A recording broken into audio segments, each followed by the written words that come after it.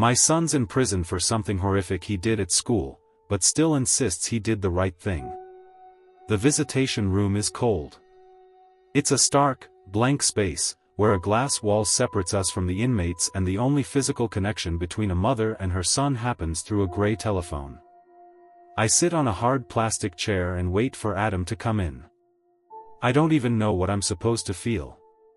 Since he did what he did 2 weeks ago, it's like my life has been put on pause and my body's been stuck in a state of numbness.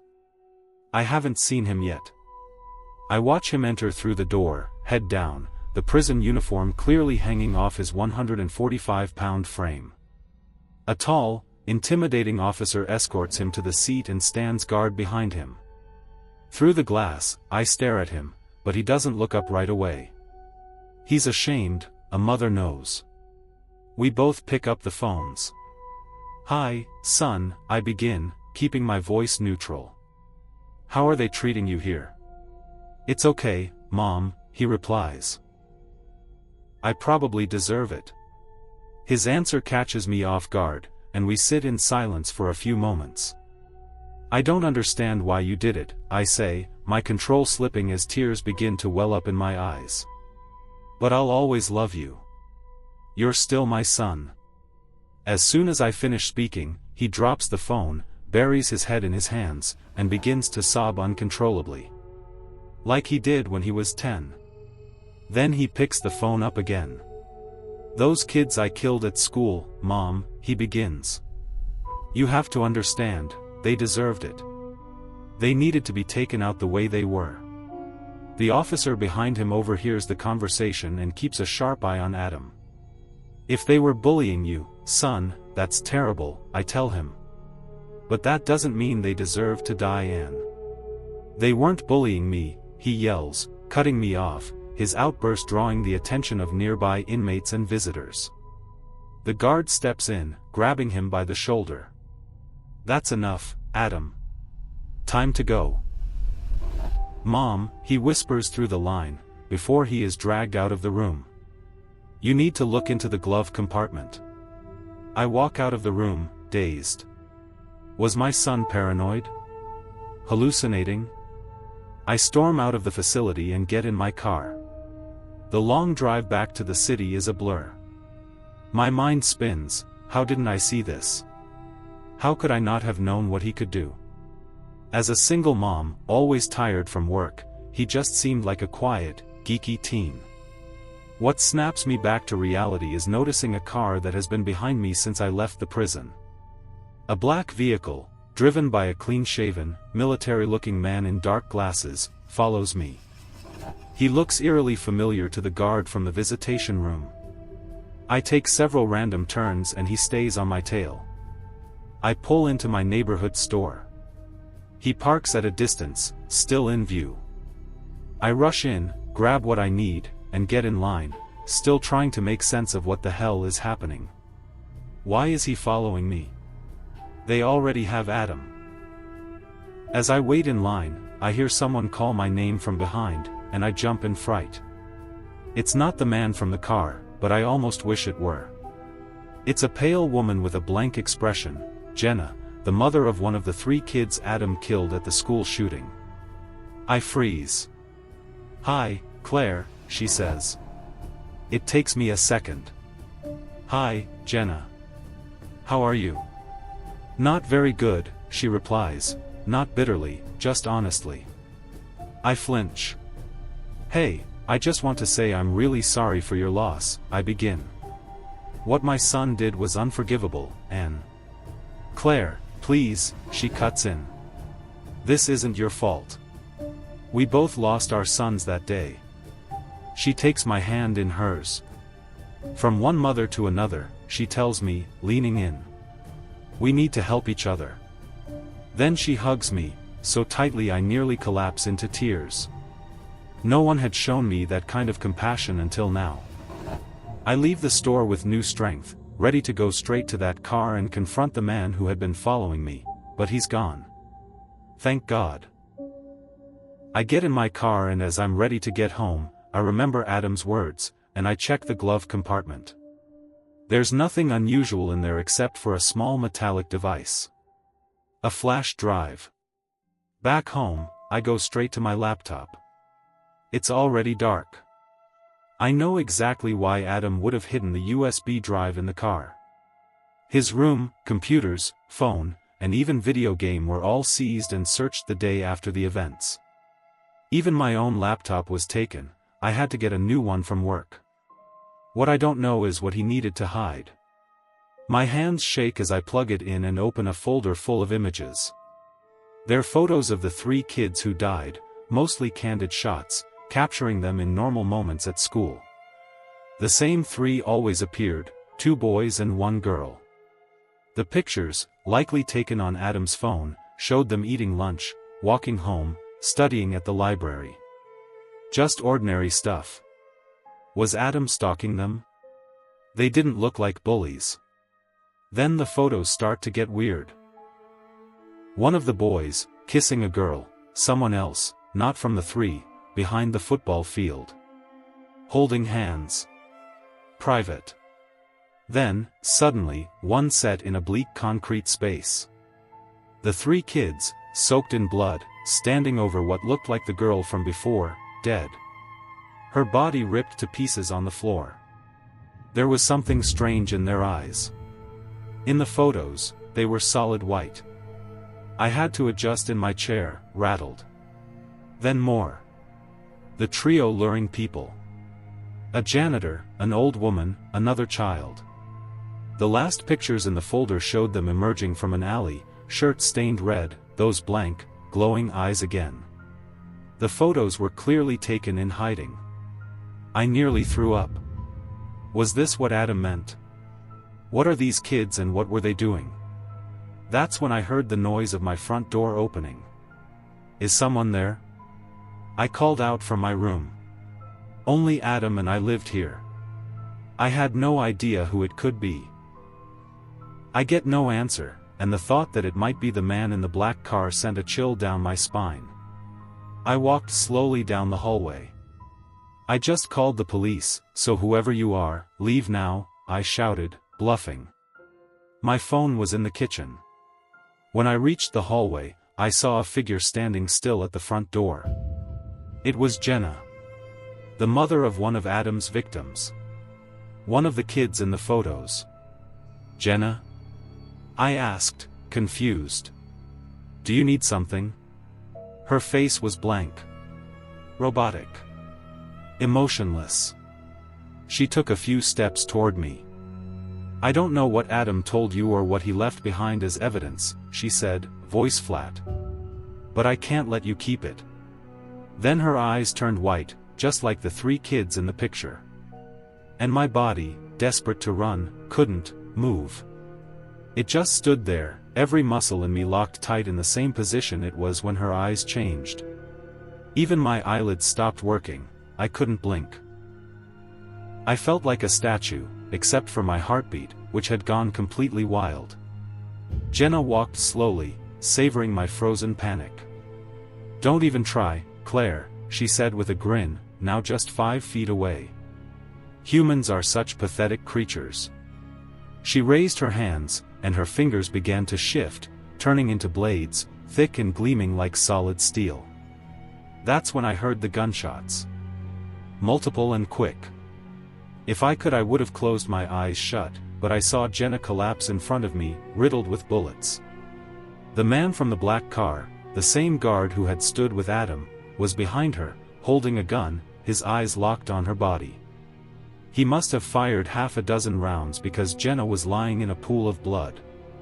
He stepped closer, still aiming at her head. Don't do this, please. I'll stay still, she begged, but he pulled the trigger one last time. That's when my body unfroze, and I collapsed to the floor, gasping for air, sobbing uncontrollably. The man knelt beside me and placed a hand on my shoulder, gently. Ms. Claire, he said carefully, I know this is a lot to process.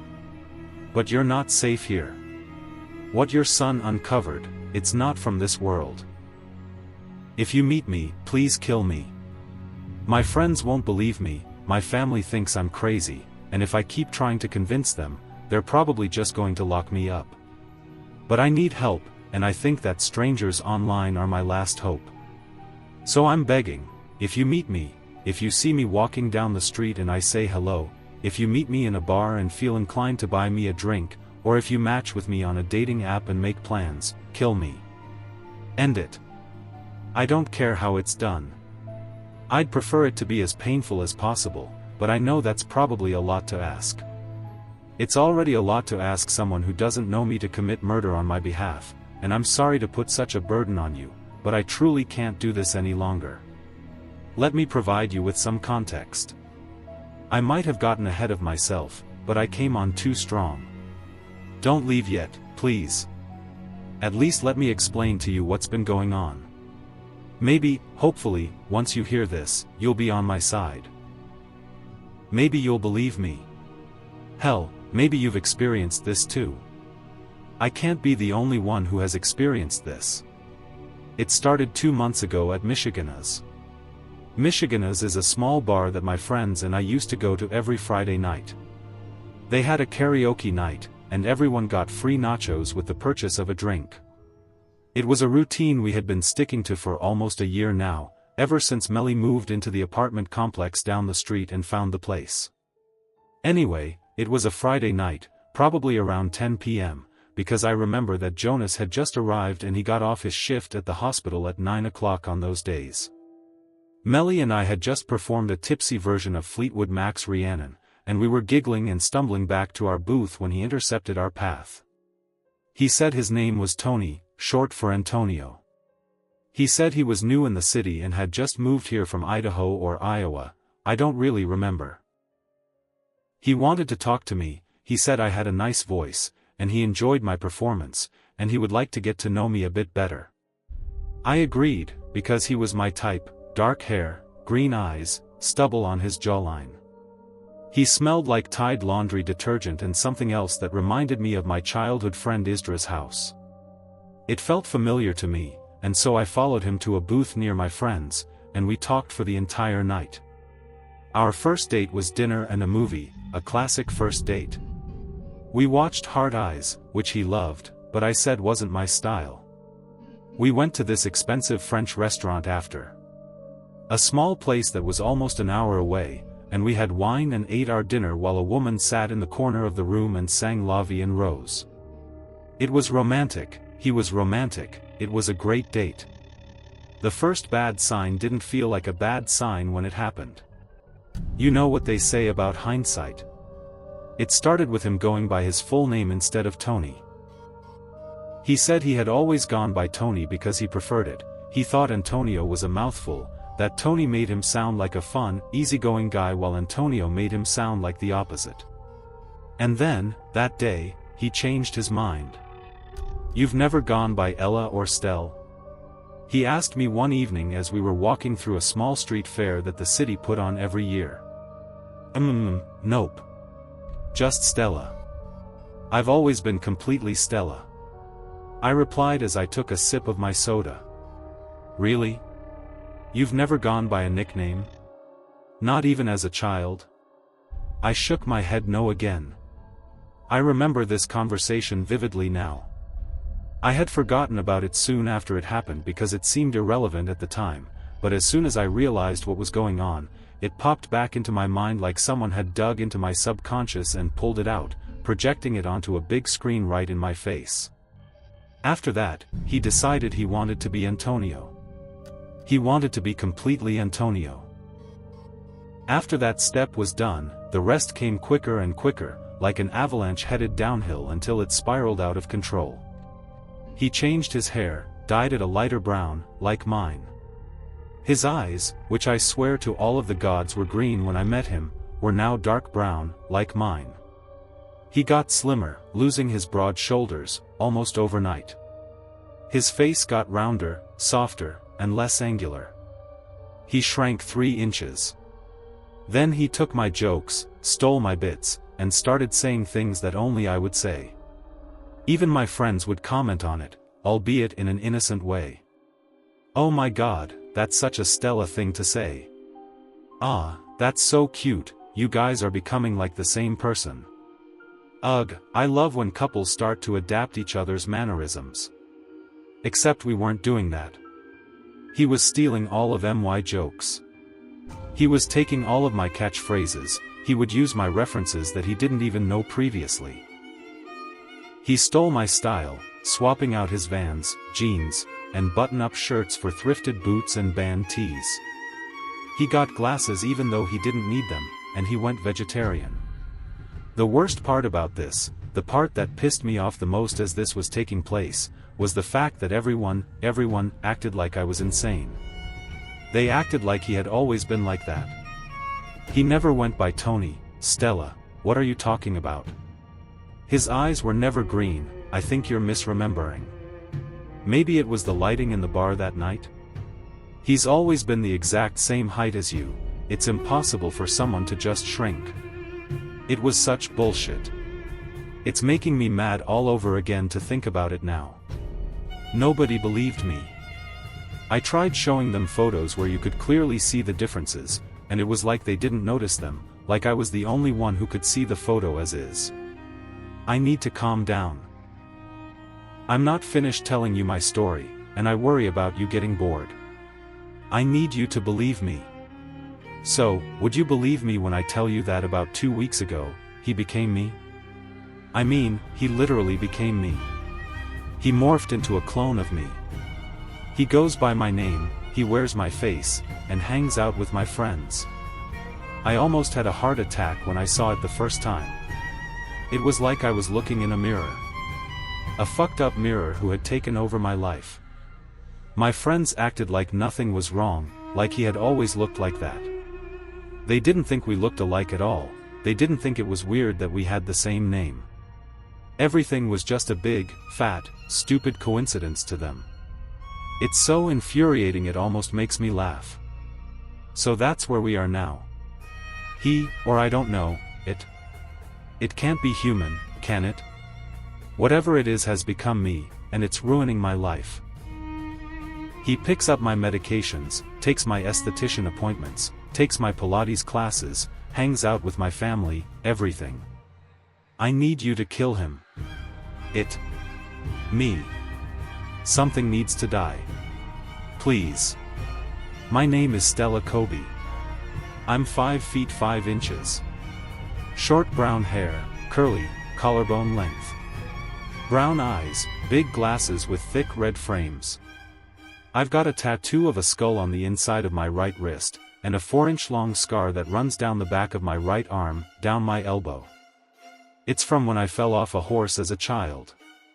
I'm 156 pounds, and I'm a big fan of rock music, specifically Blondie. I love action movies, and I'm allergic to cinnamon. You might meet me out in public, in the produce section of your local supermarket. Maybe on Bumble, or Hinge, or Grindr. I'm in thrift stores a lot, maybe watch out for me there. You'll know it's not the real me because I haven't left my apartment in over a week, and I have no plans of doing so. I want that thing gone. I want it gone from this world before I ever step foot outside again.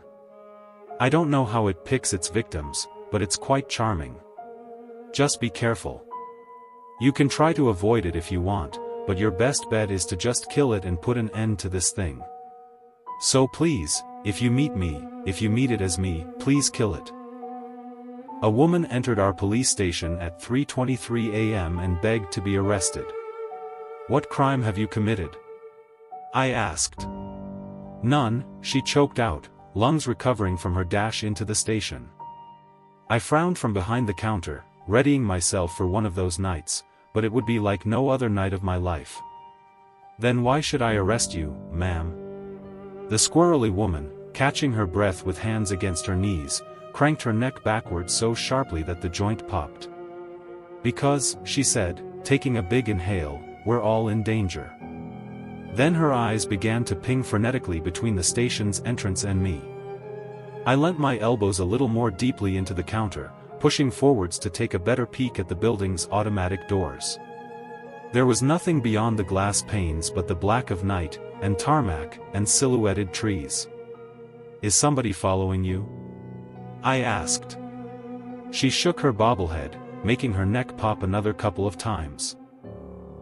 I winced a little at the woman's frailty. She was slinging her skull around so violently that I started to wonder whether she wanted to launch it free, pitch the damn thing for 6. "No, I'm just checking," she whispered, coming closer, "that we're alone. Now, I'm an officer of the law. I've faced men and women with twice and thrice the stature of this meek, frightened woman, so I don't know quite how to explain how or why I felt such terror in that moment. I was chilled by the woman's breath, or the words carried on it.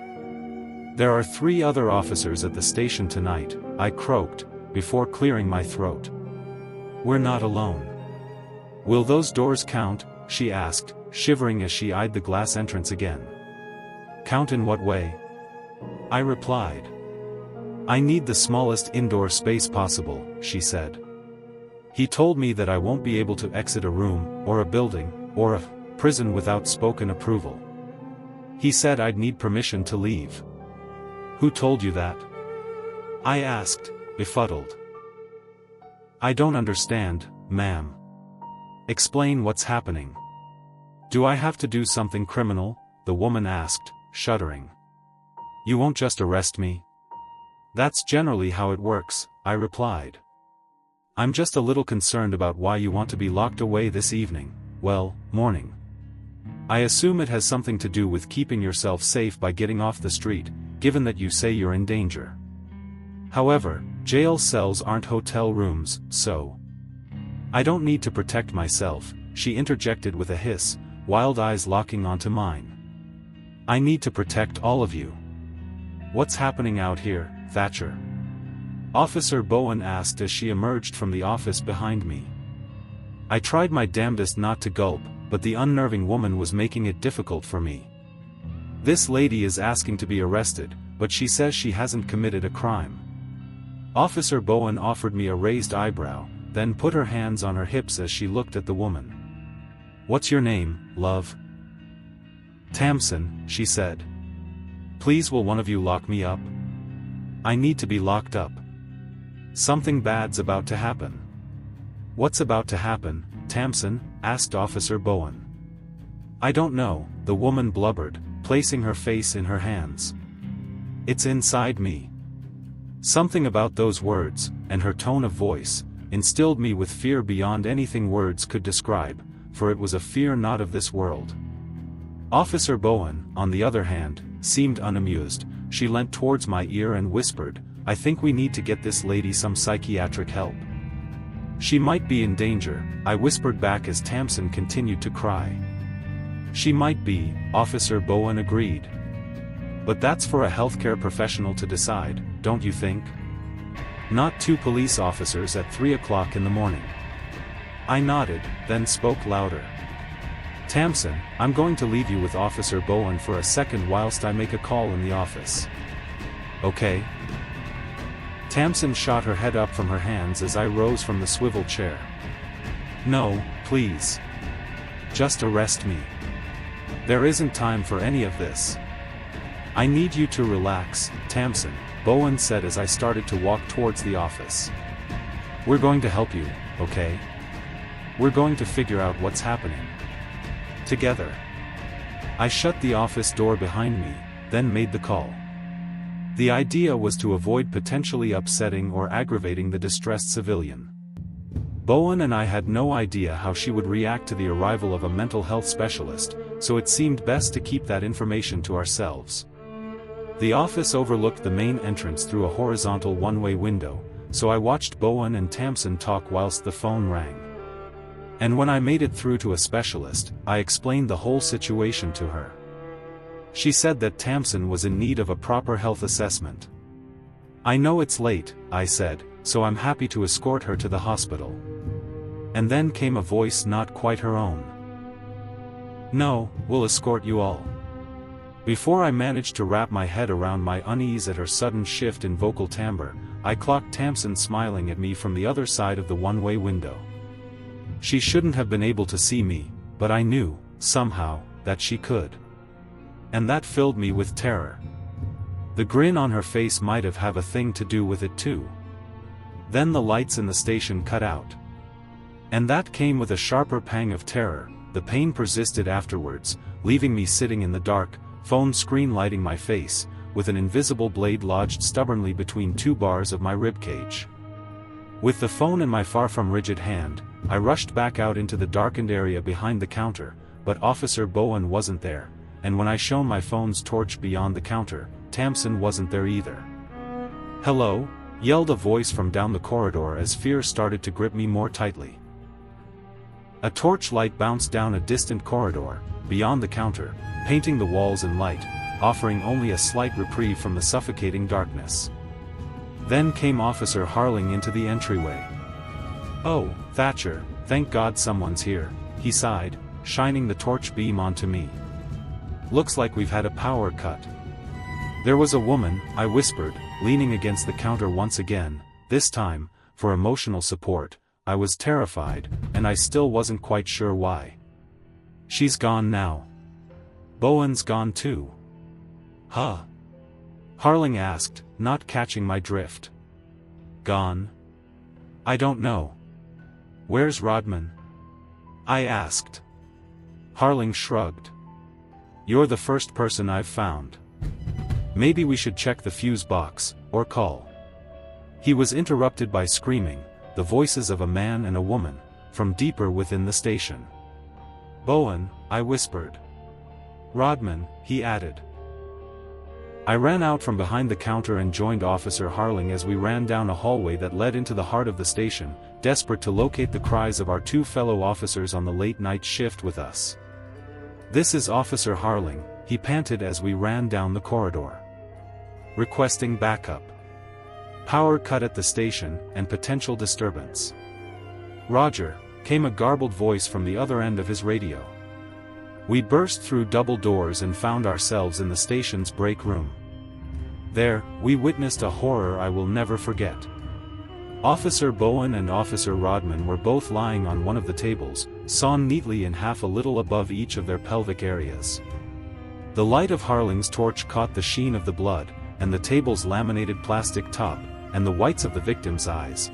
Their mouths hung open in the screams they had unleashed during those final seconds of life. I hoped, and still hope, their deaths were swift and relatively painless, but their expressions told another horrifying story, one that left me paralyzed in fear, vocal cords unable to expel a sound. Harling, on the other hand, screamed and rushed towards our severed officers, dropping his torch to the floor as he ran, plunging us back into darkness. I'd seen something for a moment at the back of the room. "Harling, pick the torch up," I begged, rummaging in my pocket for my phone. "They're gone," Harling sobbed, no longer the sturdy officer of the law I had known for 5 years, but a weeping mess. "Pick it up now, Harling," I insisted. I was a mess too, a jittery, terrified one. It wasn't sturdiness that kept me awake and alert. Wasn't my duty to the law. I need Harling to pick up his torch because we weren't alone in that room. There came the slaps of flesh against the floor, and I hurriedly activated my phone's torch. Harling was gone. "Hello?" I wheezed feebly, casting the torch around the room. "Whoever's in here, reinforcements are on the way, so."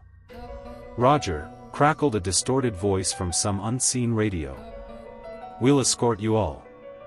My stomach dropped as I realized that Harling's call hadn't made it through to anyone. That voice, inhuman and indistinct, did not belong to anyone or anything that wanted to help. It belonged to the voice I'd heard when I called the mental health care professional. There came more slaps from behind me. Only a few. And when I spun my torch around, I expected to find nothing there once again. So, I screamed when I saw her. Tamsin. Only, she had changed. She showed only the whites of her eyes, rolling them ever deeper into the back of her head, and her mouth was impossible. It spanned the breadth of her face and then some. It had opened beyond human limits. And, to add to that hellishness, it revealed not human teeth, but incisors of obscene length, narrow width. Each tip tapered off to the finest point, which dripped with blood. And even the canines and molars to the sides were unthinkably sharp, unthinkably capable of cleaving a creature neatly down its center. "Do you want me to stay, officer?" the thing cooed, as if playing with its food.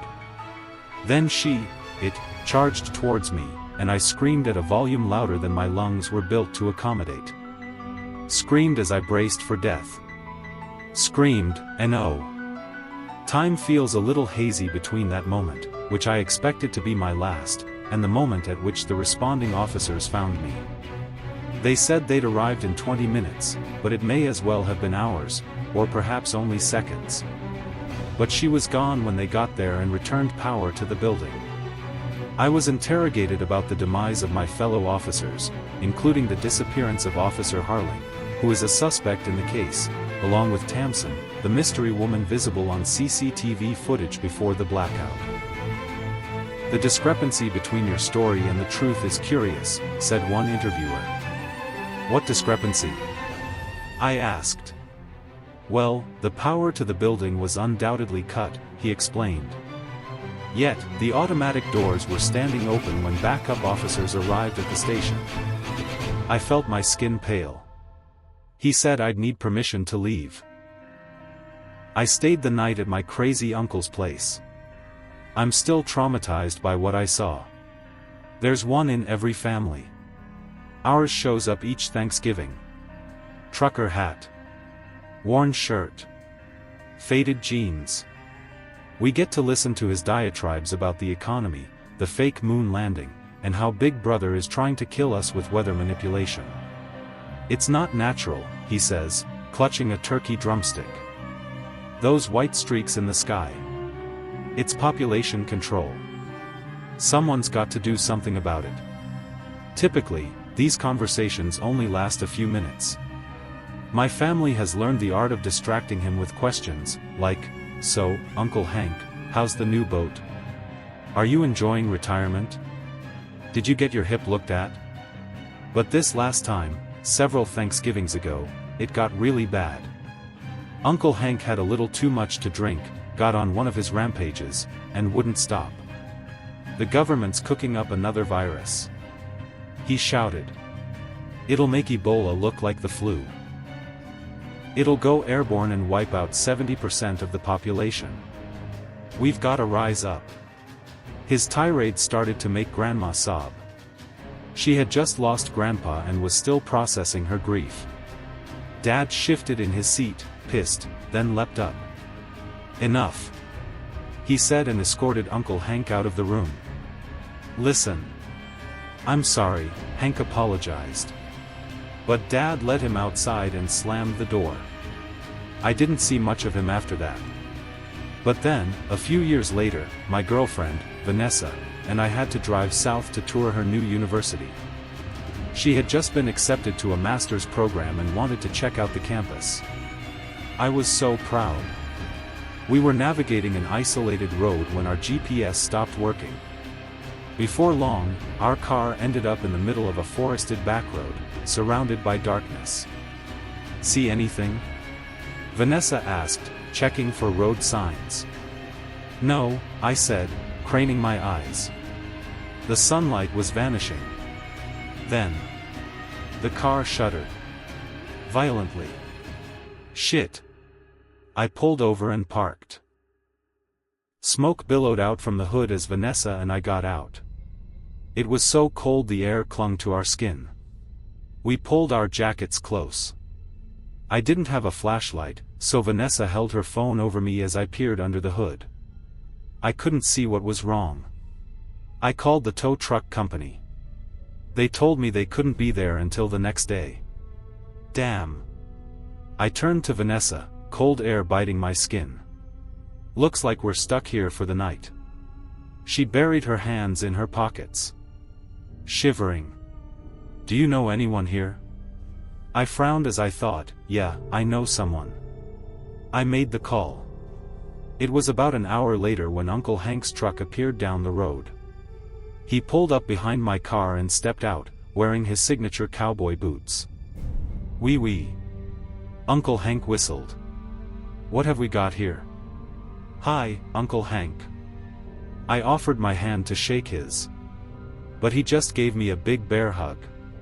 You know, the kind that feels like your ribs are about to break. Then, he turned to Vanessa. "Who's this?" "Vanessa," she said and shook his hand. "Thanks for saving us." "My pleasure. It's what anyone would do for family."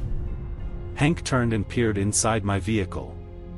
He couldn't figure out what was wrong either. "Well, looks like the mechanic will have to sort this out." He dusted off his hands on his pants. "Why don't you stay over at my place? I'll drive you to the shop in the morning." "That'd be great, Uncle Hank." Vanessa and I got our bags.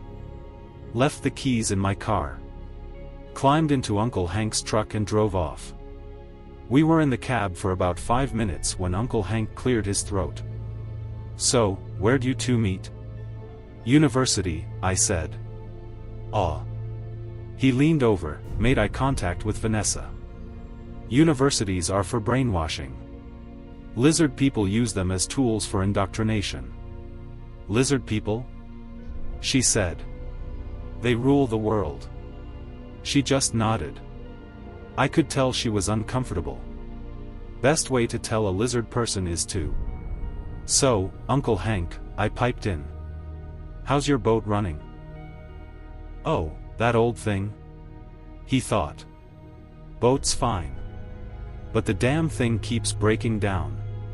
Just last weekend."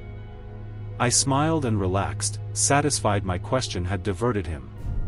About 30 minutes later, we were at his place.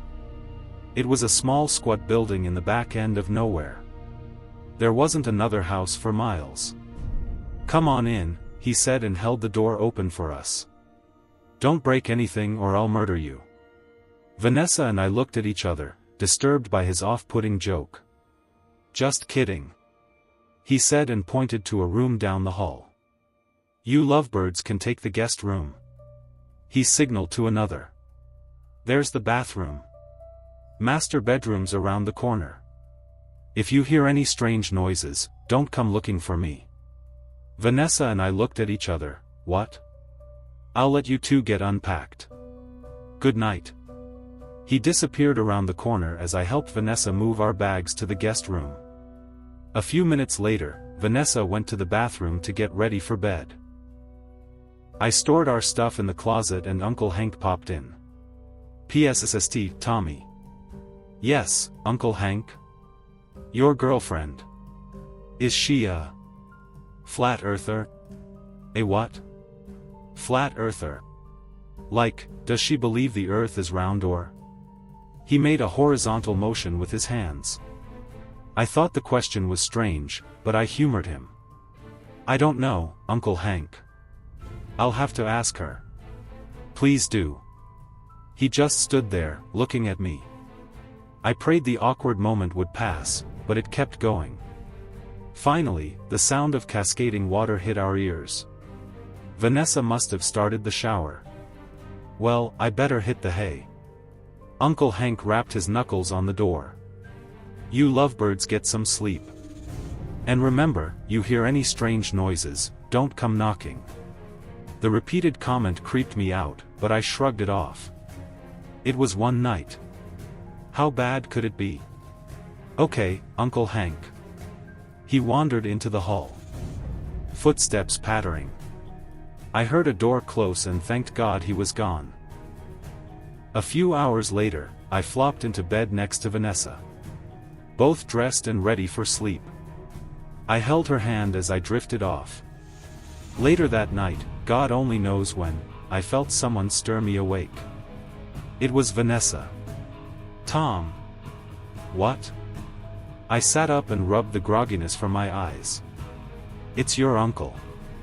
I heard a loud moan come from the hall. Desperate. Pleading. Like someone was having a violent seizure. I sat up and listened. Another agonizing squeal erupted from his bedroom, like a person was being eaten alive. "What the hell is that?" Vanessa said. "I don't know." I scrambled up and went to the door. Another painful groan. "Is your uncle okay?" "I'm sure he is. It sounds like he's dying." The screams grew louder. Then, a gasp of pain. Almost sob-like. "Oh my God, Tom, do something. He told us to leave him alone. Just make sure he's all right." The groans turned into a series of belly-wrenching screams. I ventured out of the room. "Ah, God. Help me. Help." It was Uncle Hank, wailing in misery. I raced to his bedroom door. Pounded on it. "Uncle Hank? What's going on in there?" Another loud scream. I twisted the knob. It was locked. "God, no. Help me." "Ah," his voice sounded shell-shocked, entreating. "I'm coming in." I backed up and slammed my shoulder into the door. Bang. Then again. Bang. "Help me." "Ah." Finally, I broke through. Uncle Hank's bedroom was dark except for a sliver of moonlight peering through the window. Hank was sitting on the edge of his bed, gasping. And something, small, no bigger than a bulldog, was sitting on his shoulders, whispering into his ears. "No, please. I can't take any more," Hank begged. The shape's voice sounded eerie and soft, almost seductive. But I couldn't tell what it was saying. "Please, no more." I crept back, trying to rationalize the situation. "Your lies hurt so much." Then, my voice slipped out of my throat. It must have been a gut reaction to all the insanity. As soon as the words came, I wanted to pull them back in. "Uncle Hank, are you all right?" Uncle Hank turned. His voice was cold, menacing. "I told you not to come in." I'm sorry." He leapt off his bed, dashing toward me. I tried getting away, but he grabbed my arm, slapped a sweaty palm over my lips, pinned me against the wall. I squirmed, trying to break free, but his grip was strong. Uncle Hank leaned in close, his breath hot against my face. "You should have listened to me, Tommy." I nodded, begging to be let go.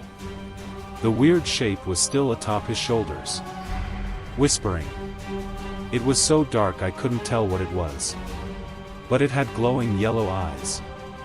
And the smell, I can't even describe it. "You must not tell anyone what you've seen," Uncle Hank said. I was so scared. What was even happening? I just nodded, sweat pouring down my face. Uncle Hank removed his hand and backed away. "Go to bed, Tommy." I bobbed my head, stumbled back into the hall, my mind swirling. I staggered to our bedroom, leapt inside, shut the door. Vanessa just stared at me from the bed, white-knuckling her comforter. "What happened?" "I don't know." "Seriously, Tom, what was it?" "I don't know." "Is he all right?" "I can't tell you." I just flopped in bed, silent, not wanting to make any more noise. "Why won't you tell me?" "Trust me." "I can't." Vanessa frowned and turned away. I sank back into my sheets, delirious, hoping to disappear. Needless to say, I didn't sleep much that night. Next morning, I could hear Uncle Hank whistling through the house, getting ready for the day. 5 minutes later, he knocked on our door. "You kids want something to eat?" Vanessa and I had just finished packing. We were both dressed and ready to go. "No thanks." "All right. Come on out when you're ready and I'll drive you over." Not long after, Uncle Hank had shuttled us to the shop. We got to our car, told the mechanic about our problems. Case closed. Uncle Hank pulled me aside after I had finished talking with the mechanic. "Now, listen, Tommy, about last night. It's okay. We don't need to talk about it." No. I need to apologize. You see, I've got this cat." "A cat?" Sometimes when I get scared, it comes to me and sits on my shoulder. It tells me things to comfort me. I just stood there, not knowing what to say. Last night, it was telling me about my past. Uncle Hank's voice drifted away as my mind blocked out his words. Anyway, he slapped a hand on my shoulder, reassuring me. I'm sorry for overreacting. Let's keep this between us, alright? Okay, Uncle Hank. He hiked back to his truck, waving goodbye to Vanessa. Take care of my nephew. Will do. She waved. Grateful to see him going. Uncle Hank got in his truck, backed out, and merged onto the road. Vanessa frowned. You're still not going to tell me what happened? I just shrugged. How could I? I didn't even know what had happened. My eyes glanced back to Uncle Hank's truck as it shrank in the distance. In the rear window, I could barely notice. A small, bulldog-sized creature perched upon his shoulders, its yellow eyes focused on me. I had no idea what it was, but I knew this. It sure as hell wasn't a cat. I found a note in my old jacket. It was from me, but I haven't written it. It started with a simple task, cleaning out my closet. It's one of those things I put off every few months, but this time, I decided to take care of it. My closet's a mess, old clothes from college, jackets that don't fit anymore, random things I've collected over the years. You know the type. I reached for a jacket that I hadn't worn in ages, one that was a bit too small but always reminded me of simpler times, walking around campus, running late for classes, just the usual college life. I pulled it out from the back of the closet, shook off the dust, and noticed something odd. There was something in one of the pockets. I don't remember putting anything in it, and I've had this jacket for years. I didn't even know the last time I wore it, but the thought of finding something inside felt weirdly comforting. It was a small, folded piece of paper. The kind of paper that felt old and familiar but still a little crisp. I unfolded it, half expecting to find some stupid receipt or an old ticket from a concert I'd forgotten about. But instead, it was a note, written in my handwriting. I froze.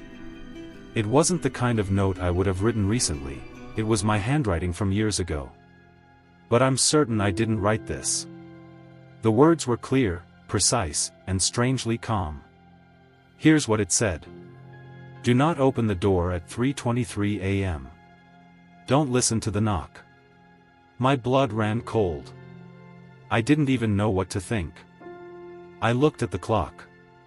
It was 3:22 a.m. I checked the time again. 3:22 a.m. How could this note have been written by me? I haven't written anything like this in years. I couldn't remember ever making a note like this, and yet, there it was, in my handwriting, in my jacket pocket, as if it had been placed there just moments ago. I stared at the paper for what felt like an eternity. The smell of old leather and paper in the room suddenly felt too thick, like the air was closing in on me. I thought about tossing the note, throwing it away, or burning it. But something made me keep reading. I'm not joking. The knock will come. It will be faint at first, but it will get louder. Don't answer the door. It's not you on the other side. That part didn't even make sense. It made my head hurt just reading it. But before I could even make sense of it, the strangest thing happened. I heard it. A knock. I know it sounds crazy, but it wasn't just any knock, it was like someone was tapping on my door, just hard enough for me to hear but soft enough that it almost sounded like I imagined it. I looked up, my heart pounding, and checked the time again, 3:23 a.m. There it was, just like the note said. My mind raced, trying to rationalize it. Maybe it's a neighbor. Maybe I'm just hearing things. I stood there frozen for a while, staring at the door, waiting for more knocks, something, anything. But it didn't come. For a while, the silence was almost unbearable. And then, I heard it again. This time, it was more deliberate, louder. Almost as if it was an actual person on the other side, someone knocking slowly, methodically, like they knew I was there. But that's impossible, right? I'm here alone. No one has keys to my apartment. No one should even know I'm up this late. I've read enough horror stories to know where this is going, but something feels off. This isn't like any other story I've read, this feels personal, like it's meant for me. That's what's scaring me the most right now. I'm not answering the door. I swear I'm not. But every time I look at the clock, it's like I can feel the time slipping by. The knocking hasn't stopped. It's still there, faint, rhythmic, almost a whisper at this point. I can't tell if it's just my mind playing tricks on me, or if it's something else. So, here I am. Writing this, because I don't know who else to tell. I don't know what to do. The note was right, 3:23 a.m. came and went, and now I'm sitting here in the dark, listening to something I can't explain. But if the note was right about that, then what else is true? What else is coming? I'm scared to find out. I visited an antique store a few days ago. Do not buy anything from this place. I may have to drive back out there and return what I purchased, as soon as I'm feeling better. Maybe I'm just hallucinating from this fever. I don't know. I'm sorry if I'm rambling. I feel like I haven't slept well in days, but all I've been doing is sleeping, and having nightmares. At least, I hope, they're just nightmares. Let me try to start from the beginning. 3 days ago, Roger and I took a trip out to the lake. It was a beautiful day for it. We stopped in the village just before the state park because I'd read about a bakery there that makes giant eclairs. I think they're still out in the car now, rotting in the sun. As we were leaving the bakery, I spotted the antique store across the street. You can't miss it, it's the biggest old house in the village, part of it converted into a storefront. I coaxed Roger inside by promising not to spend any money. That was a lie, but I'm sure he knew it. The door was open, but we didn't see anyone when we first walked in, so we just started browsing. The place was enormous. Everything was laid out by room, china cabinets and tableware in the house's former dining room, furniture, books, old vinyl albums in what must have been the living room. You get the idea. We spent quite some time in each area. There must have been hundreds of estate sales worth of items, and none of it was junk. While Roger was flipping through old photo albums in one of the bedrooms, I snuck off to the display case at the front of the store to look for jewelry. An older woman with very long, graying blonde hair stood behind the case, almost like she'd been waiting for me. As I was about to say something to her, a cat jumped up on the chair beside me and started rubbing his head against my hand. "Well, hello, handsome. How did you know his name?" she asked. I jumped.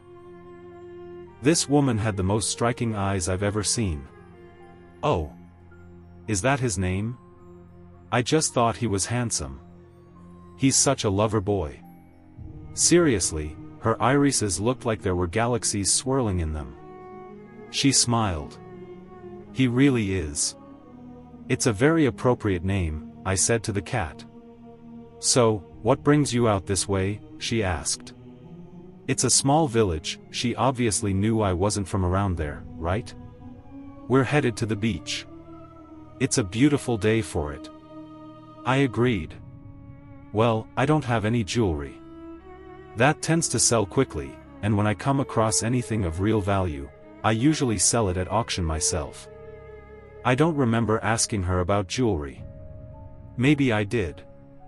No, I couldn't have. But I did overhear you mention you were looking for brass figurines. She held up a vintage brass bell, shaped like a woman in a Victorian-era dress and bonnet. I believe it was made in England, probably in the 1950s. She gave it a shake and handed it to me. "It still works." As I was examining the bell, she brought out a set of 3 brass owl figurines, small, medium, and large, and a little brass Labrador retriever. $20 for all of them, she said. She really got right down to business. I pulled a bill out of my purse and handed it to her. Can I leave them up here while I finish looking around? My husband may want to buy some books. Of course. I'll bag them up for you. Take your time. I found Roger still in the bedroom, looking at the same stack of photo albums. You're still looking at those? There are stacks and stacks of albums here, dating back to the 1800s. Are they all just family albums? Yeah. It's weird. Creepy. Are you going to buy any of them? No. He closed the album and put it back. Are you ready to go? This place feels weird. I laughed, but he was right. It did feel weird. I just have to grab my bag. What bag? I practically ran into the woman as I was leaving the bedroom. She was standing right outside the door, holding the bag out to me.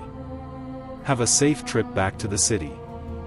I don't remember telling her we drove in from the city, but maybe we just give off that vibe. Thank you. Great place you've got here. We practically ran for the door. Once we got into the car, I showed Roger what I'd bought. I thought you weren't going to buy anything. I wasn't planning to, but she said she overheard me talking about figurines and... But you said you weren't going to buy anything. Roger, it was $20. Give me a break. How did she overhear you talking about figurines? You never mentioned figurines. You said you weren't buying anything. He was right. I don't know. Suddenly, Handsome jumped on the hood of our car. We both screamed. I had to carry the big baby back to the store and set him inside the door. After that, I didn't feel like going to the beach anymore. Roger was happy about that. I feel like I could sleep, he said. Me too. And that's exactly what we did as soon as we got home, and this is where we've been since, in bed. We've both missed work. I wonder if we caught something from inadvertently touching mouse droppings while rummaging through things. It's plausible. We both have a fever, and it's been giving us some really unsettling dreams. Roger keeps dreaming he's trapped in the attic of that house, with some of the people from those albums. I can tell he's genuinely frightened. I feel so guilty. I wish I'd never talked him into going inside. I wish I'd never bought anything. A few times, he's sat up in bed screaming that it feels like something is laying on his chest, which is terrifying, because I swear I've felt something moving around in the bed. Sometimes even walking on me. Like a cat? Roger doesn't hear it, but I keep hearing a bell ringing. The bag made it into the house, but I can't find the bell. I feel like I've lost my mind. Do you think it would seem unhinged to bring the items back? I don't even know what I'd say to her. I don't want the money back. What would you do? Maybe I can just leave them inside the door. As soon as I feel better,